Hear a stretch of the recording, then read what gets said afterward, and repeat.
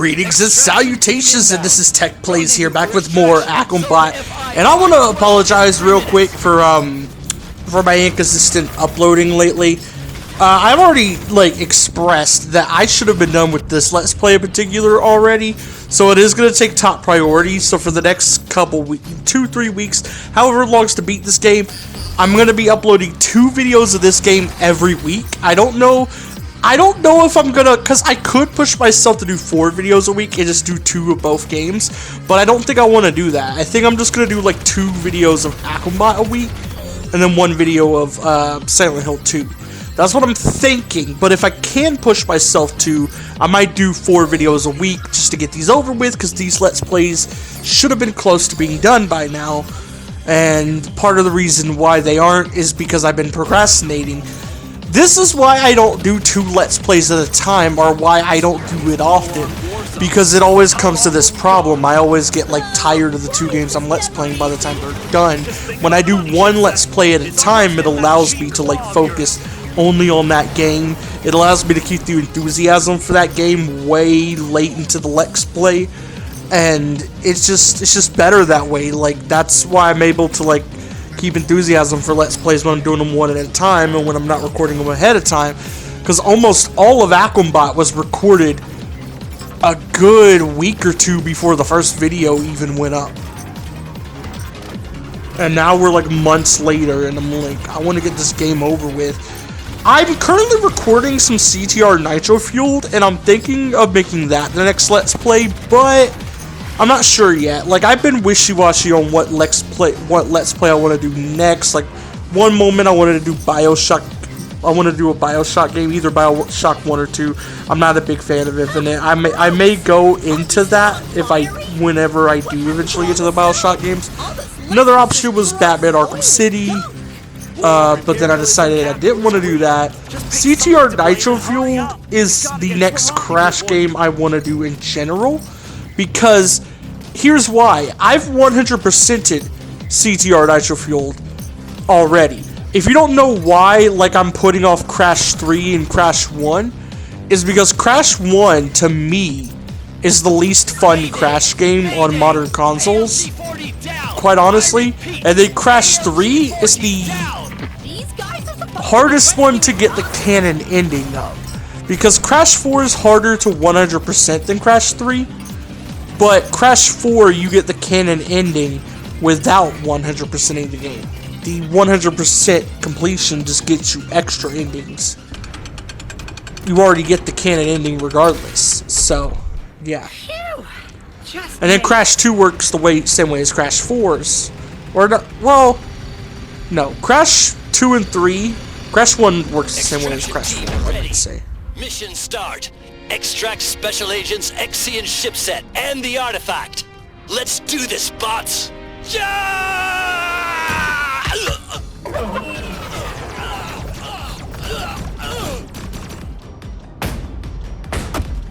Ambassador, it was an ambush. But yeah, back to what I was saying. I was shutting up because of cutscene. I do still care about this Let's Play to a point, so I will shut up for cutscenes and stuff. And when we get to parts where I have something more to say, I will try to focus on the game, topic of the game. But back to what I was saying. Crash 1 and 4 work the same way, where you don't have to 100% complete them to get the canon ending. In fact, I'm pretty sure the ending you get for getting all the gems in Crash 1 is the non-canon ending. But that's just assumption. Jeez, Crater's fine. Evil wears goons, no problem. For but both, this is overkill. The reason why I think the 100% completion ending for Crash 1 is the non-canon ending is because Crash 2 starts with the assumption that Crash fought Cortex and he falls off his little hoverboard, whatever, and plummets into a cave where he finds crystals. And then Crash 3 starts off with the Cortex Vortex being destroyed, which is the 100% completion ending for Crash 2. Warzone Special. Peace sign muzzle flash. Sends a message, not a bullet. Surrender the bot. Crash 3's issue, I don't like the way Crash 3 or Wrath the Cortex handle their endings. With Crash 2, you still get an ending. If you don't 100% the game, you just don't get the canon ending. You still get a ending. With Crash 3 and the Wrath the Cortex, they both do this. You're never seeing me play the Wrath the Cortex on my channel unless there's ever like a port of it or a remake or something. I really want a Twin Sanity remake or port, all things considered. I don't even care if it's like exactly how it was before. I know people say Twin Sanity's buggy, but as someone who used to come across a lot of bugs in games when I was younger, just from like messing around, I never came across bugs in Twin Sanity. I'm gonna be quite honest with you. I never came across bugs in Twin Sanity. I know people like to say it's a buggy mess, but I never came across bugs in Twin Sanity, and I used to fuck around a lot in games when I was a kid, like mess around, try to get out. Well, not necessarily try to get out of the map, just trying to see where I could explore and stuff. I used to do that a lot more when I was younger, and I never found like any part of Twin Sanity that was really broken enough for me to break the game with it. And that wasn't like to say, like I said, I just fucked around. I wasn't trying to look for like bugs or anything. It's just how I found bugs in some games was by doing that. I found bugs in Shadow the Hedgehog, for example. Like I found quite a few bugs with Westopolis in that game. In particular, the other levels didn't really have many bugs I came across, but Westopolis is a buggy level when you actually fuck around. We've been hit. Team ALG X12 returning to base. Yeah, totally didn't see that coming. We need, yeah, this ain't gonna work. Hold on.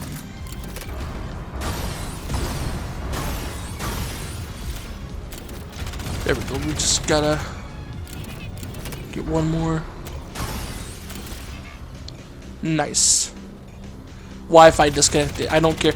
See, I gotta switch my headset back to Easy SMX whenever this one eventually gives out, because I have to record audio. I think I've explained this like a few videos back. I have to record audio using the Bluetooth of this headset because the mic quality with the cord is horrible. And Hey, thanks for clearing the path for us. what was I gonna say? The mic quality with the cord is horrible. And this headset has a weird issue where it'll disconnect my Wi-Fi on my PlayStation if I leave the Bluetooth connected for more than a few minutes. I don't know why it does that. It's really stupid. It's the only headset I've ever had that does this, and I will never understand why. It's so dumb. I want to call out what headset brand it is just to warn people not to get it, but quite honestly, I don't remember. I just know it's called Captain 300 or something like that on the PlayStation connection and through Bluetooth on my phone. Whenever I connect it to either my phone or PlayStation, it's called Captain 100. Or not 100, 300. But I don't know if that's like the brand or if that's just the name for the Bluetooth. I don't know. Remember when I swore I'd never be a pawn for the algorithm? Oh, jeez, that was close. I almost fell. But yeah, CTR Nitro Fuel is definitely the next Crash game I want to do, even if I don't do it as my next Let's Play. It's going to be a pretty short Let's Play, all things considered. Especially because I am considering doing some, like, completion things off-screen to beat the game. Because, well, specifically, there's... Oh, fuck, we are here. Jeez, I hate this part. I fucking hate this part. You're going to see why I hate this part. But back to what I was saying, there's some, like, arena stuff you have to do in CTR, to get the 100% ending. And I'm going to probably record myself doing the CTR races and the relic races and all that stuff. I'm probably going to record myself doing the relic races and the CTR races, but I'm going to be doing like the arena stuff off screen because I am shit at that part of the game, and I don't want to like have to edit out all the failed attempts. I'm already playing CTR Nitro Fueled on like, well, no, it's not on a harder difficulty than I'm used to. The original save that I beat 100% completed CTR Nitro Fueled on was on normal. But normal gets brutal at times, and it's weird because normal has a balancing issue. The reason I'm on normal is because so does easy mode in the opposite direction. Easy mode makes every race a joke where there's no fun in it, and I would rather deal with the balancing issue of normal mode than to stick to easy. Quite honestly. That's why the first time I 100% completed CTR Nitro Fueled was on normal, because easy's not fun. I'd rather have fun than have a balanced time, if that makes sense. Oh, jeez. I hate...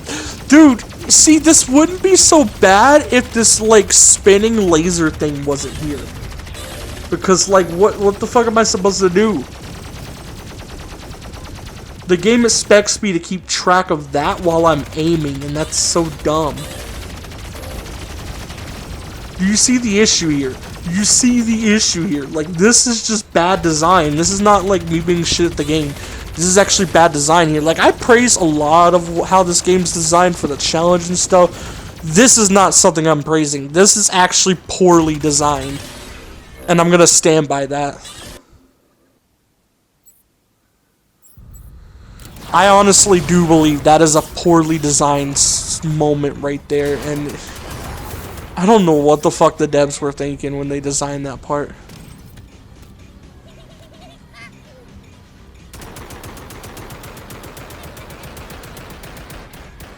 This is me seeing if I can destroy the spinning laser thing. No, cannot.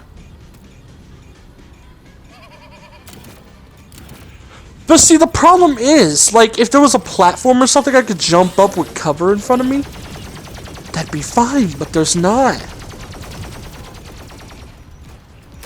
Everything I can jump on leaves me exposed.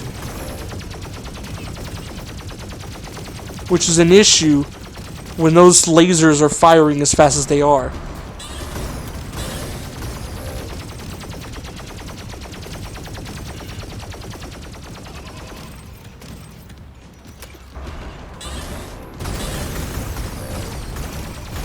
Okay, we got one destroyed. Sorry, I didn't mean to hit my mic. We got one destroyed. Let's see if we can get the other. But yeah, CTR Nitro Fueled might be the next Let's Play. It depends on how I feel about it. I'm definitely going to fully record the Let's Play to do soon, but I don't know if I want to do it next or if I want to do another game. I'm definitely considering doing it next, because I need to do all the Crash games eventually. I've done so many Sonic games and so many Resi games, and I've just been neglecting Crash, which is the other franchise I'm a big fan of that has all, like, well, no, it has a good, I wouldn't say all its games, but a good chunk of its games on modern consoles like Sonic does and Resident Evil. The only Resident Evil games I have left to do is Rev 2 and, Resident Evil 1 Remake. But I'm putting off Resident Evil 1 Remake for a while because there's been rumors they might remake the remake. Which, if they do, I'd rather, like, just wait for that. Because I love Resident Evil 1 Remake. It's a really good game, but, like, I'd rather wait because doing that and then doing another Resident Evil 1 Let's Play separately for another version of it would just be weird. I don't know.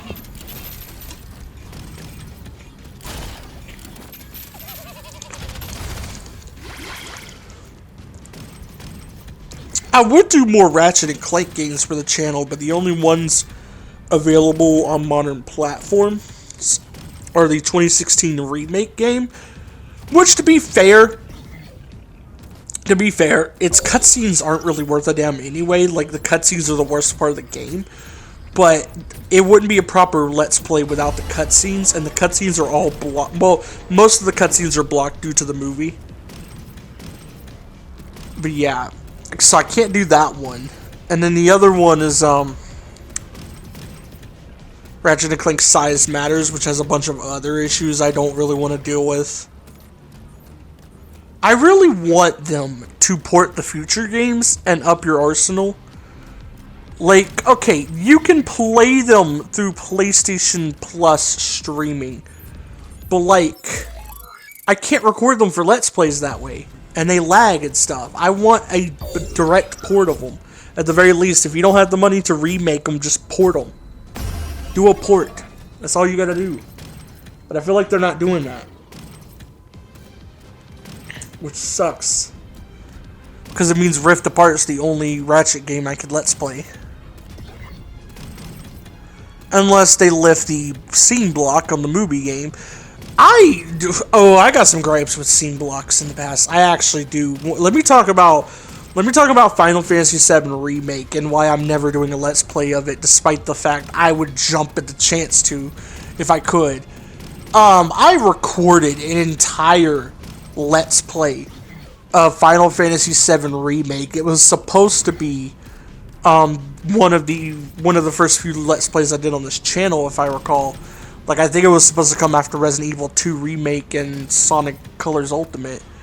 But then, like, I got to the final chapter of the game to find out the whole chapter is scene blocked. And I was furious. I spent 28 hours recording a game for a Let's Play. You don't understand how mad I was when I got to the end and found out, oh, hey, no, no, can't let's play it. And that pissed me the fuck off because it was going to be a good Let's Play. That's not the only time either. I was going to do a Let's Play. Okay, I feel like I dodged a bullet with this one because I've seen how, like, toxic Danganronpa fans are, and I don't really want to attract that kind of audience. But at one point, I was going to do Danganronpa V3. Come to find out, everything after the first episode is scene blocked. That kind of helped me dodge a bullet, though, because since then I've seen how, like, toxic Danganronpa folks are. Like, I've seen, like I used to watch Iberleezy. I don't really watch him anymore. He kind of fell off for me, but that might just be me. I still watch Corey Kenshin and, like, other YouTubers like Jacksepticeye and stuff. But I don't watch Iberleezy anymore. He's not funny to me anymore. I don't know if it's, like, because I matured or if his comedy style just changed. I don't know what it is. I also kind of grew out of, like, I kind of got sick of Game Grumps for a similar reason. Like, to me, it feels like their comedy styles just changed to something that wasn't as funny. Like, I feel like that's what happened with Iberleezy too, but it also could just be a case of I matured and their comedy just didn't appeal to me anymore. Like, it could always be that. I don't know. Push back the enemy and secure the base. How did this go from I you really rescuing do us not to know. us rescuing you? We're on our way, Ambassador. Tell your men to hold But that's why I'm never doing Danganronpa games. I've seen how, like, bad that community is. I'm not even in it, and I've seen how bad it is. A lot of times, I actually have to try to step into a community before I see how bad it is. There are a couple communities I didn't have to do that with. That's Danganronpa and Rick and Morty. I didn't even step into those communities. I was a Rick and Morty fan at one point, and I am a Danganronpa fan. But I had never fucked with their communities because I saw how bad they were before I even touched them. And I was like, oh, jeez. Yep, I don't want none of that. I'd rather be peaceful over here. This is coming from someone who's in both the Ruby and Sonic communities as well. And to be fair, there's some, like, fucked up people in those communities. It's a really loud minority of the communities, by the way. Like, 90% of both communities is pretty chill. It's just the toxic minority is so vocal. You wouldn't think that from the outside looking in. That's kind of the issue with, like, a lot of communities like that. But the thing is, I've learned how to, like, spot the problematic people in the Sonic and Ruby communities and avoid them. I'm scared to tap into other really toxic communities because I don't know I don't know how to spot their type of crazy. You know what I mean? Like, that's my fear. Like, I go into the community, I'm just gonna end up getting roped into a toxic group, and then I'm just gonna be like, oh jeez, like, I'm just gonna be suffering a lot because I didn't see that they were toxic. And I don't want to deal with toxic people. I've dealt with enough toxic people, like, already. I've dealt with some shitty friends and stuff in the past. I've mentioned one specific example in a couple of my songs and a couple times in my Let's Play videos, I believe, but not naming names. To be fair, I've had more good friends than bad, but that's because, like, for the most part, I gotta specify for the most part, because there are some times where I end up befriending someone who's a horrible person, and it takes me, like, a long while to see it.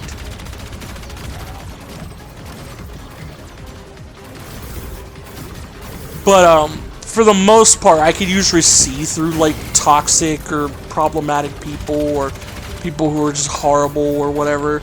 I can usually see through those people at first, but there are just sometimes, there's every once in a while where a person like that gets, like, slips through the cracks. I don't see it, and I just think they're a good person, so I'm like, okay, I can be friends with this person. And then, like, hell, one person in particular I was friends with, it took me almost 4 years to figure out that motherfucker was a horrible person. And I still feel horrible for that. I feel horrible for subjecting other people I knew in that friend group to that person, because that person was horrible. And looking back, there's, like, so many examples of times that person made me do things that hurt other people, or convinced me to do things that hurt other people. And I'm just like, yeah, this person was never a good friend. I don't know what the fuck I was on, why I didn't see this.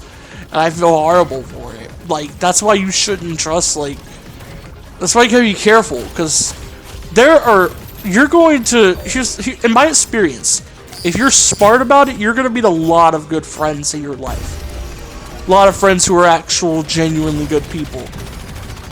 But you gotta be really careful, because even if you're, like, someone who could see through all the toxicity and stuff and, like, spot the toxic and the problematic and all that shit, you're welcome.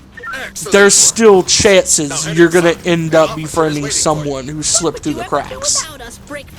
Save the jokes for when we're not about to lose a war. And that's just real. That's just life. Like, no one's immune to toxic people. Like, there's gonna be, like, there's gonna be one or two toxic people at the very least who slip through the cracks, who you don't see anything wrong with, but then they turn out to be horrible.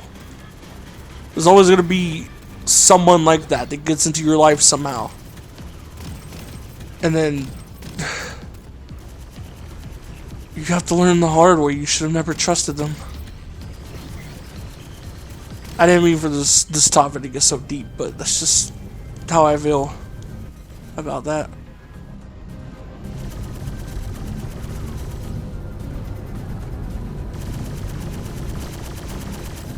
I hope you've got a plan. This whole base is a scrap heap. They're pulling out the big guns? Let's show them what a real tank looks like.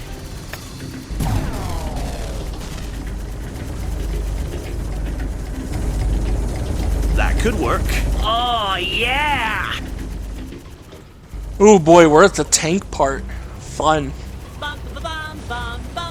I don't enjoy this part that much, and I don't have much to say on it, so we're going back to not talking about the game. Manual somewhere, shipset. But yeah, you gotta be careful about who you trust. I'm not saying you should have trust issues with everyone you meet, because there are gonna be some genuinely good people. If you're judgmental about every new person you meet, like, to a point, like, where they'll notice you judging them and stuff, That's not the right way to go about it. You just need to be like on your guard. Don't judge someone immediately. Just be on your guard. Just look for red flags. Casually look for red flags. Don't be paranoid. Don't openly have trust issues. Don't be judgmental. None of that, because that could scare some genuinely good people off. Trust me, I have had situations where like I scared someone off who was a genuinely good person because I was being too paranoid. And to be fair, I have a right to be paranoid after the most recent friend I lost, but that's just gonna scare some genuinely good people off. But at the same time, you can't just be blind to like everything, because then you'll let toxic people slip into your life, and those toxic people could either hurt other people you care about or trick you into hurting people you care about. And that's just not right. I've had someone do that to me, and I didn't realize it till years later that they had basically made me lose a couple friends that they had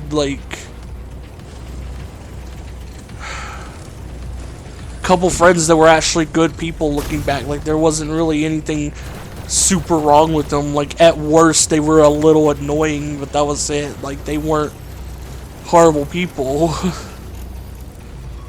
Like, I was used, manipulated, tricked, and then the moment they didn't want me around anymore, they just cut me out of their life out of nowhere.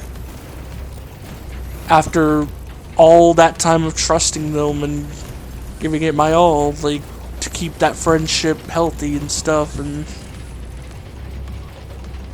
you can see I'm a little lost here in the game, but yeah, you can't really be too one way or the other. Like, you need to keep an eye out for red flags, obviously, and try not to be blind to any red flags that person could have. No matter how nice they act to you, do not be blind to it. But at the same time, you need to not let it be obvious that you're judging them a little bit. Because if they're a genuinely good person and it turns out they don't have red flags, you could scare a genuinely good friend off, and that's not something you want to do either. It's a balancing act you really got to do, and it's something I didn't learn until recently, because I've tried both approaches. I've tried being overly trusting, and I've tried just being I've tried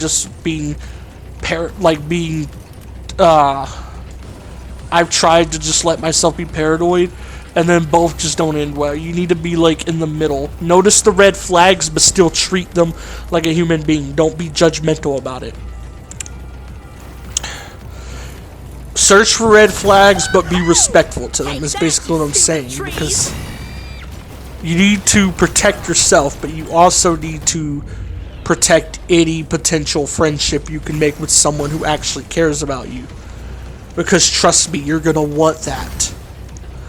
People who care about you, who actually care about you, are far and few between, and when you meet them, it's amazing. It makes your life a whole lot better when you meet someone who genuinely cares about you. You may not even realize they genuinely care about you until years down the road, but when you realize it, it is the best feeling ever. Like, I treasure everyone in my life who is at one point or another proven that they care a lot about me.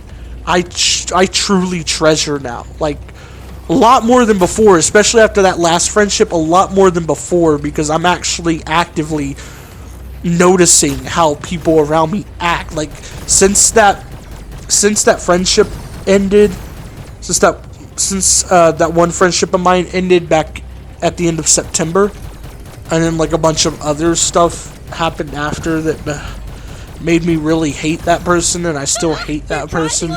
Person's gonna remain nameless because I don't want that person being called out or attacked or anything. Like, I'm not going to give away that person, even though like the name, I'm not even gonna give away their online name, because like, I don't want that person being attacked. I'm not that kind of person to send people to attack other people. I'm not the kind of person to do that. I'm really not.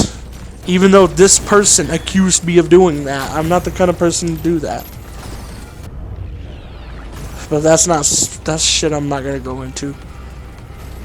Anyway, something I just learned is that ever since that friendship ended, like at the end of September, and then like a bunch of other stuff happened that made me see just how horrible that person was. Like, they manipulated someone, they character assassinated me and 2 friends of mine, and it was a whole mess that really opened my eyes to how horrible that person is and how much of a relief it really was that they were out of my life. Because all of that really made me open my eyes to everything they've ever done to me, everything they ever convinced me to do to other friends, all that stuff, and it made me feel horrible for what I did. It made me feel stupid for ever trusting them, but it also made me feel relieved because me and other friends of mine that knew this person were free. We were free from this person now. It just made me feel really relieved in the moment that none of us had to hurt anymore for reasons we didn't even know we were hurting. Like, this person was literally a master manipulator. I'm not even joking there. Like, looking back, there were so many times me or friends of mine were hurting from stuff that they convinced me to do, that one friend convinced me to do, or did themselves, that it was just causing issues. And it's like, looking back, I'm just like, we're all free now. And ever since, like, there's been a couple things that whole experience just improved with me. I've been more cautious, like, I've been more self-conscious of my own actions in a way. I've realized I was being too much of a people pleaser leading up to that friendship ending, and that part of the reason I became a people pleaser was because of that friend. And now that that friend's gone, I can ease up, because my goal was never to be a people pleaser, it was to be a good person. There is a difference. I want to be the best person I can be, but that doesn't necessarily mean the nicest person. I just want to be the best person I can be. You gotta have a backbone. You gotta, like, stay strong and all that. Being overly nice and being a people pleaser takes away all that. Like, I made myself miserable because I was trying so hard to make other people happy because I was so, like, self-conscious about how my actions were affecting others. And that whole like, the whole month after that friendship ended, that only got worse. But then after, like, I had time to think about it, after I had time to recover, I just realized that, hey, Enemy base, dead ahead. I only became that way because of that friend. That friend turned me into a people pleaser. That friend manipulated me, made me do things that made other friends upset, made me scare other people off, made me, like, this other friend was using me for like 4 years, just about. And the moment I realized it, I was like, jeez, I'm so glad they are not in my life anymore. And why am I bringing all this up? Because I mentioned earlier that, like, I've started noticing more about how, like, people I care about act. It's because of that friend. I've been more self-conscious about how I act, but I've also been paying more attention to how people around me act. I've been noticing who actually cares about me and who doesn't.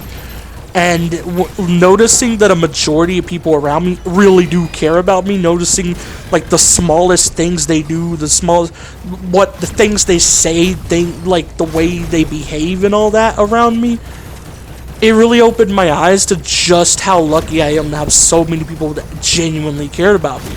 I also noticed a couple people who might not, but I don't want to jump to conclusions, so I've just kind of just letting things go how they go. But a majority, like 99% of people in my life now, I can confirm care about me.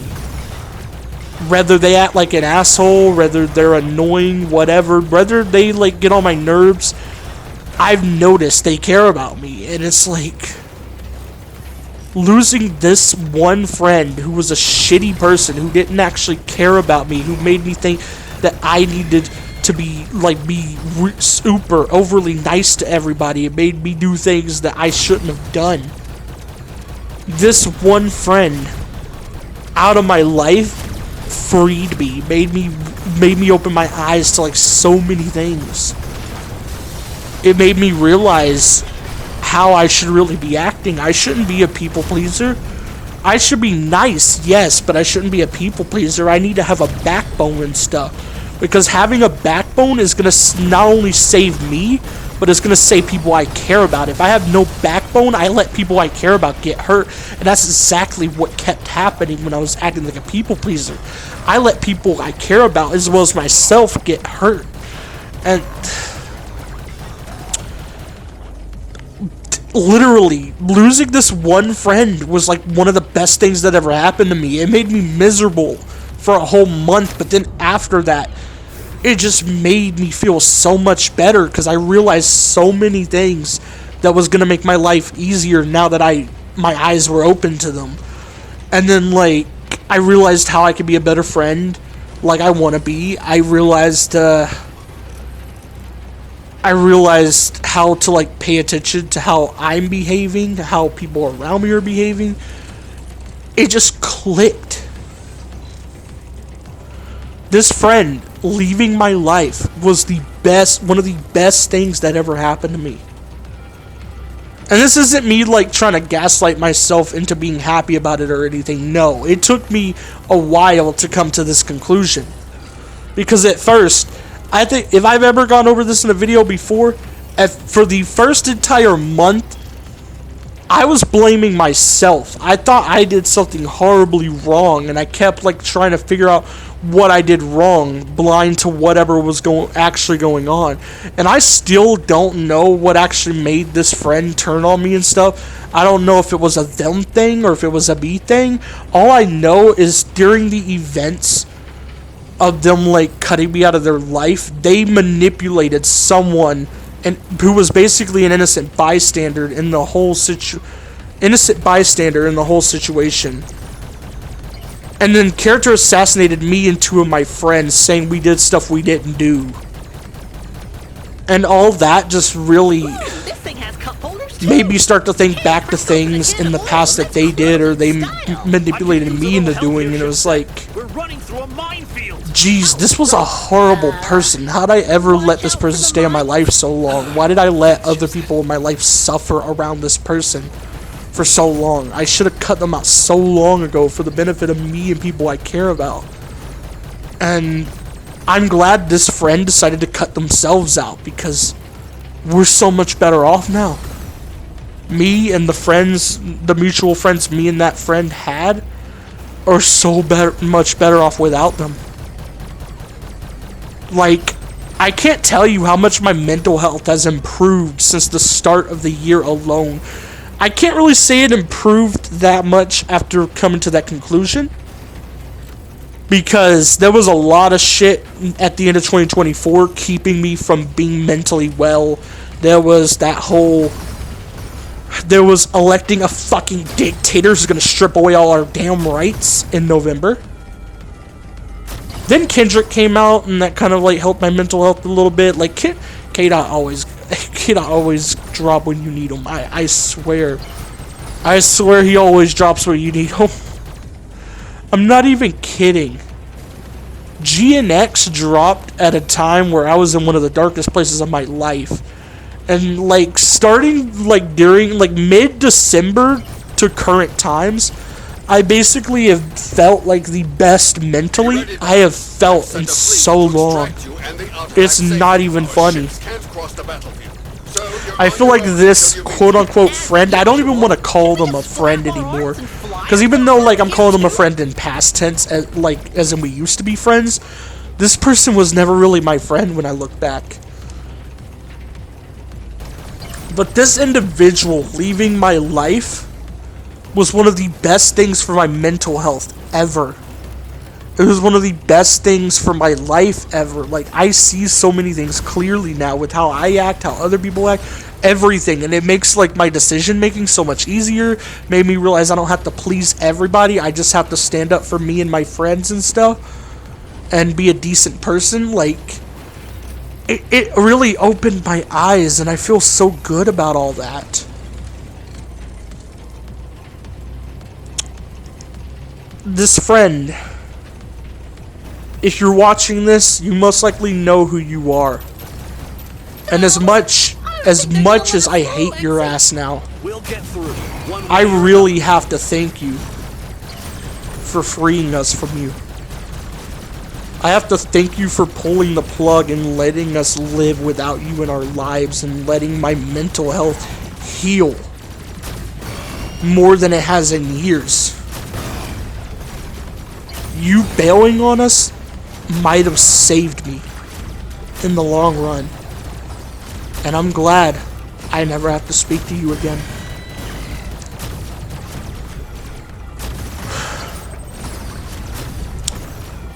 I'm being genuine here. Like, I feel so good about this, it's not even funny.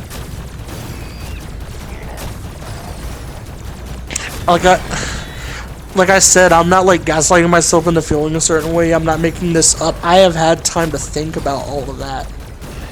And I've just realized so much in the last few months that it's like, I feel so good now. Like, I almost want to cry. I feel so good. It's silly.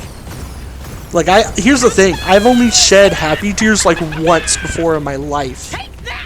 I don't even remember what it was for. And I'm almost to a point where I'm ready to shed happy tears again. That's how good this whole situation has made me feel in the long run. My mental health has healed so much, and I feel so good. I see so clearly. That's all I gotta say about that. I'm gonna shut up for the cutscene. Well met, bots. We're en route to Alpha Base to deliver you to the Ambassador. ETA 10 minutes. It's okay to relax now. You're finally safe. What? You! I knew you were behind this! How dare you steal my artifact! You two should have stayed in ancient history! I've got you in my sights! Down the barrel of an orbital cannon! I'll blow you back to the Stone Age in pieces! Chipset!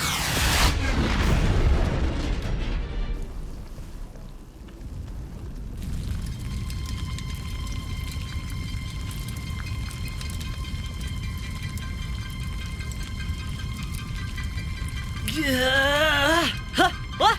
What's going on? You're still alive? What? How? Why won't you die?